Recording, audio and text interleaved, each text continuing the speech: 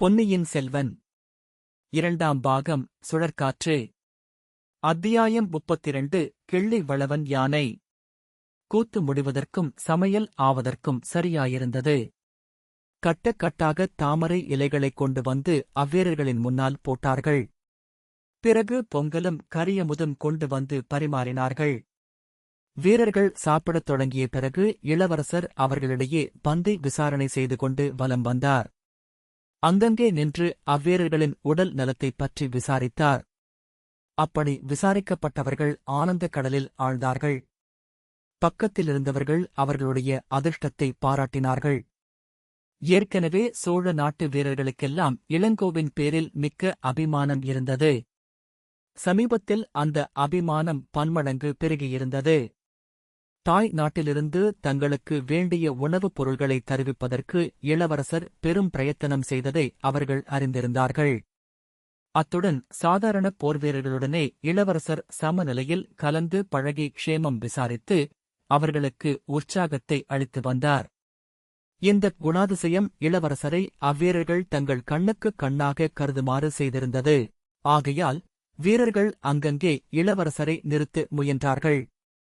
துணிச்சலை வருவித்துக் கொண்டு அவரை ஏதேனும் கேள்வி கேட்பார்கள். முக்கியமாக அவர்களில் பலரும் கேட்ட கேள்வி புலத்திய நகரத்தின் மீது படையெடுப்பு எப்போது என்பதுதான். இந்த கேள்விக்கு விடையாக இளவரசர், புலத்திய நகரத்தின் மீது படையெடுத்து என்ன பயன்? மகிந்தன் ரோஹணத்துக்கல்லவா போயிருக்கிறான் என்று சிலருக்குச் சொன்னார். கொஞ்சம் பொறுத்திருங்கள், மழைக்காலம் போகட்டும் என்று வேறு சிலரிடம் சொன்னார். யுத்தமின்றிச் சோம்பி இருப்பதில் சில வீரர்கள் தங்கள் அதிருப்தியை வெளியிட்டுக் கொண்டார்கள்.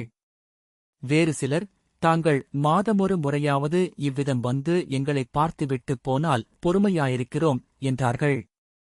பந்தை விசாரணை முடிந்ததும் இளவரசர் சற்று ஒதுக்குப்புறமாக அவருக்கென அமைந்திருந்த படை வீட்டுக்குச் சென்றார். வந்தியத்தேவனையும் ஆழ்வார்க்கடியானையும் அவர் தம்முடன் அழைத்துக் கொண்டு போனார். இந்த வீரர்களின் உற்சாகத்தை பார்த்தீர்கள் அல்லவா? தஞ்சையிலிருந்து மட்டும் தகுந்த ஒத்துழைப்பு கிடைத்திருந்தால் இதற்குள் இந்த இலங்கை தீவு முழுவதும் நம் வசமாயிருக்கும். அருமையான சந்தர்ப்பம் வீணாகிப் போய்விட்டது. இங்கே மழை காலத்தில் யுத்தம் நடத்த முடியாது. இன்னும் 3-4 மாதம் நம் வீரர்கள் சும்மா இருக்க வேண்டியதுதான் என்று சொன்னார். இதைக் கேட்ட திருமலை, இளவரசே, தாங்கள் இதைப்பற்றி கவலைப்படுவது வியப்பாயிருக்கிறது. அங்கேயோ சோழ சாம்ராஜ்யத்துக்கே பேரபாயம் நேர்ந்திருக்கிறது.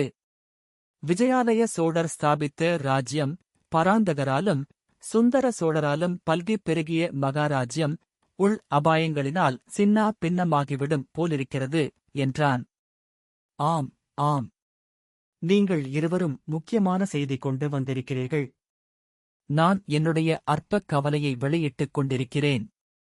நல்லது, இப்போது நீங்கள் சொல்ல வேண்டியதையெல்லாம் விவரமாகச் சொல்லுங்கள். முதலில் இவர் ஆரம்பிக்கட்டும் என்று இளவரசர் வந்தியத்தேவனை சுட்டிக்காட்டினார். வந்தியத்தேவன் உடனே தன் கதையைத் தொடங்கினான். காஞ்சியிலிருந்துதான் புறப்பட்டது முதல் கண்டவை கேட்டவை எல்லாவற்றையும் கூறினான். பற்பல அபாயங்களிலிருந்து தப்புவதற்குத்தான் புரிந்த சாகச செயல்களைக் குறித்து அதிகமாக விஸ்தரிக்க விரும்பாதவன் போல் காட்டிக்கொண்டு அதே சமயத்தில் தன் பிரதாபங்களை வெளியிட்டான். கடைசியில், ஐயா, தங்கள் அருமை தந்தையாரை சிறையில் வைத்திருப்பது போல் வைத்திருக்கிறார்கள். நெருங்கிய பந்துக்களும் பெருந்தர அதிகாரிகளும் சிற்றரசர்களும் சேர்ந்து பயங்கரமான சதி செய்கிறார்கள். இதனாலெல்லாம் தங்கள் சகோதரி இளைய பிராட்டி பெருங்கவலையில் ஆழ்ந்திருக்கிறார். ஆகையால் தாங்கள் உடனே புறப்பட்டு என்னுடன் பழையாறைக்கு வரவேண்டும். ஒரு கணமும் தாமதிக்கக் கூடாது என்று முடித்தான். பிறகு ஆழ்வார்க்கடியான் தனது வரலாற்றைக் கூறினாள். வந்தியத்தேவன் கூறியவற்றையெல்லாம் அவனும் ஆமோதித்தான். அத்துடன் திருப்புரம்பியம் பள்ளிப்படையருகில் நள்ளிரவில் நடந்த கொலைகாரர்களின் சதியைப் பற்றியும் கூறினான். சோழ நாட்டு நிலைமை இவ்வளவு அபாயகரமாயிருப்பதால் தற்சமயம் இளவரசர் அங்கு வராமலிருப்பதே நல்லது என்று முதன் மந்திரி சொல்லி அனுப்பிய செய்தியை மறுபடியும் வற்புறுத்திக் கூறினான். தாங்கள் சோழ நாட்டுக்கு தற்சமயம் வராமலிருப்பது மட்டுமல்ல, இங்கேயும் படையெடுப்பை மேலும் விஸ்தரித்துக் கொண்டு போக வேண்டாம் என்று முதன் மந்திரி கேட்டுக்கொள்கிறார். படைகளையெல்லாம் திரட்டி வட இலங்கையில் சேர்த்து வைக்க வேண்டும் என்றும் கேட்டுக் கொள்கிறார். சதிகாரர்கள் சீக்கிரத்தில் வெளிப்பட்டு வந்து தங்கள் உண்மைச் சுரூபத்தைக் காட்டுவார்கள். அச்சமயம் இப்போது இலங்கையிலுள்ள படைமிக்க உபயோகமாயிருக்கும் என்று முதன் மந்திரி அபிப்பிராயப்படுகிறார். பாண்டிய நாட்டில் தற்சமயம் உள்ள கைக்கோளர் படை, வன்னியர் படை, வேளாளர் படை மூன்றும் இளவரசருக்காக உடல் பொருள் ஆவியை அர்ப்பணம் செய்ய காத்திருக்கின்றன. இதையும் தங்களுக்கு தெரிவிக்கும்படி முதன் மந்திரி எனக்கு கட்டளையிட்டார் என்றான் ஆழ்வார்க்கடியான். திருமலை, உன் குருநாதர் என்ன நினைத்துக் கொண்டிருக்கிறார்? பாடலிபுரத்துச் சாணக்கியரைப் போல் இவர் அன்பில் சாணக்கியர் என்று தன்னை எண்ணிக் கொண்டிருக்கிறாரா? என் உற்றார் உறவினரோடு நான் சண்டை போட வேண்டும் என்கிறாரா என்று இளவரசர் ஆத்திரமாய்க் கேட்டார். இல்லை ஐயா, அநிருத்தர் அவ்விதம் சொல்லவில்லை. ஆனால் சக்கரவர்த்திக்கு விரோதமாக சதி செய்கிறவர்களை, சாம்ராஜ்யத்துக்கு துரோகம் செய்ய முயற்சி தொடங்கியிருப்பவர்களை சமயம் பார்த்து தண்டிக்க வேண்டும் என்கிறார். அதற்கு உதவி புரிவது தங்கள் கடமையல்லவா என்றான் திருமலை. அதற்கு நான் எப்படி அதிகாரியாவேன்? சதி நடப்பது உண்மையானால் அதற்குத் தக்க நடவடிக்கை எடுக்க வேண்டியது சக்கரவர்த்தியல்லா? என் தந்தையின் கட்டளையின்றி நான் எப்படி இந்த காரியத்தில் பிரவேசிக்க முடியும் என்றார் இளவரசர். வந்தியத்தேவன் இப்போது குறுக்கிட்டு, இளவரசே, தங்கள் தந்தை இப்போது சுவாதீனமாயில்லை. பழுவேட்டரையர்கள் அவரை சிறை வைத்திருப்பது போல் வைத்திருக்கிறார்கள். யாரும் நெருங்க முடியாதபடி அரண்மனைக்குள்ளே வைத்திருக்கிறார்கள். தங்கள் தமையனாரோ தஞ்சைக்கு வருவதில்லை என்று விரதம் வைத்துக் கொண்டிருக்கிறார். இந்த நிலைமையில் சாம்ராஜ்யத்தை பாதுகாப்பது தங்கள் பொறுப்பல்லவா? உடனே பழையாறைக்கு வரவேண்டியது தங்கள் கடமை அல்லவா என்றான். இளவரசர் பழையாறைக்கு வரவேண்டிய அவசியம் என்ன? அதுதான் எனக்குத் தெரியவில்லை என்றான் ஆழ்வார்க்கடியான். இளவரசர் சற்று சிந்தனையில் ஆழ்ந்திருந்துவிட்டு, மண்ணாசை மிகப் பொல்லாதது. இராஜ்யத்தின் பேரில் உள்ள ஆசையினால் இவ்வுலகில் என்னென்ன பயங்கரமான பாவங்கள் நடந்திருக்கின்றன. இன்று சிம்மகிரிக் கோட்டைக்குப் போயிருந்தேன் அல்லவா? அந்தக் கோட்டையின் வரலாறு உங்களுக்குத் தெரியுமா என்றார். நான் கேட்டதில்லை என்றான் வந்தியத்தேவன். சொல்கிறேன், கேளுங்கள். சுமார் 500 வருஷங்களுக்கு முன்பு இந்த இலங்கைத் தீவை தாதுசேனன் என்ற அரசன் ஆண்டு வந்தான். அவனுக்கு 2 புதல்வர்கள் இருந்தார்கள். ஒருவன் பெயர் காசியபன், இன்னொருவன் மகல்லன்.